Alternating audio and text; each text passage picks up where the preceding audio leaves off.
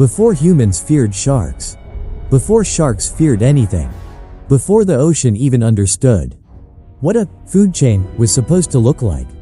There existed something that completely ignored the concept of balance. Not a myth. Not a conspiracy. Not a movie pitch. A real animal. Documented by science. And honestly, kind of unfair. Megalodon. From a biological perspective, Megalodon was a shark. From a practical perspective, it was a moving ecological disaster. Over 60 feet long, weighing more than 60 tons, with teeth the size of a human hand, and not decorative teeth. Not look scary but don't use them, teeth. Functional. Serrated. Designed to crush bone. Lots of bone. Scientists estimate its bite force was the strongest of any vertebrate to ever exist. Strong enough to crush the ribcage of a prehistoric whale with a single bite, which raises an important scientific question. Why? Why would evolution look at the ocean and say, yes, this needs something bigger? Contrary to popular belief, Megalodon was not fast. It was not built for speed. It was built for confidence. Very large confidence. Speed is useful when you need to chase prey. Megalodon did not chase. It arrived. The prehistoric ocean was full of large predators. Very large predators. Creatures that would dominate any modern ecosystem without hesitation. This was not a peaceful time. This was not a balanced time. This was an arms race, where the solution to every problem was be bigger. Take Mosasaurus, for example. Fast, agile, highly intelligent, a marine reptile, perfectly adapted for ambush and pursuit. In most oceans, in most timelines, Mosasaurus would have been the apex predator. Unfortunately for Mosasaurus, this timeline already had one. Mosasaurus hunted with precision. Megalodon hunted with mass.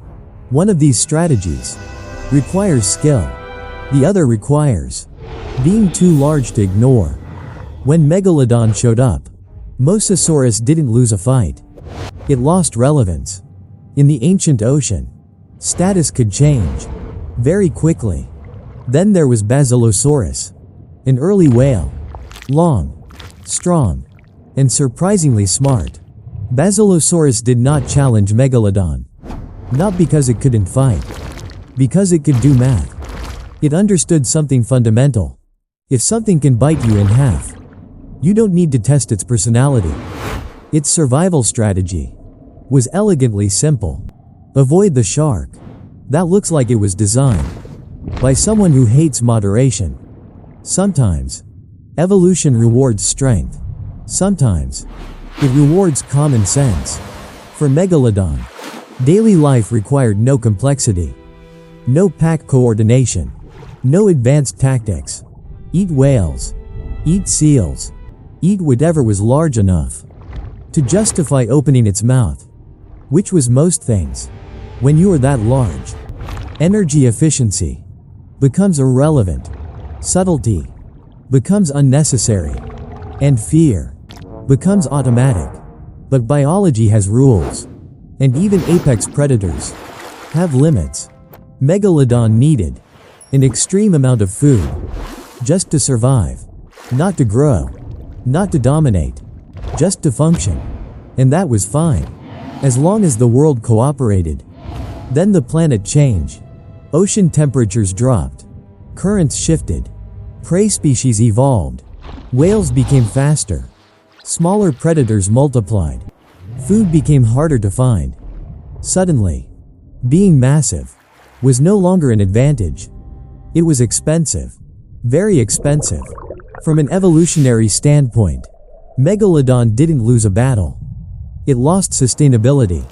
It was too large for a changing world. Too specialized. Too dependent. Evolution didn't punish Megalodon for being weak. It punished it for being extreme. Climate change did what no predator could. It made survival inefficient. And in nature, inefficiency is fatal. Slowly, the greatest shark to ever live disappeared. No final roar, no dramatic extinction event, just a world that no longer had room for something that big. Megalodon was once king, but biology does not respect kings. It respects balance. The ocean remembers. The fossils remain. And despite what the internet says, no, Megalodon is not still alive. Because if it were, marine biology textbooks would be much shorter, and beaches would be completely empty.